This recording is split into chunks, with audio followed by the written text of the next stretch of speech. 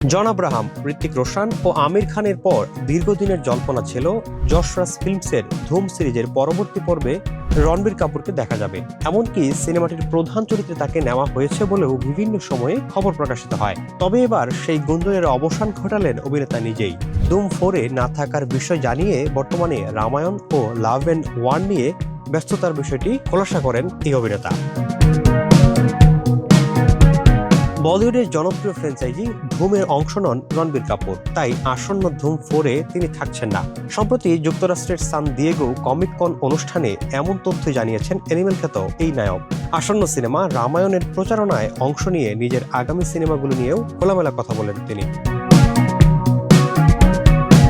রণবীর কাপুর জানিয়েছেন, সঞ্জয় লীলা বনশালী পরিচালিত love and war মুক্তির পরিকল্পনা রয়েছে 2027 সালের শুরুতে।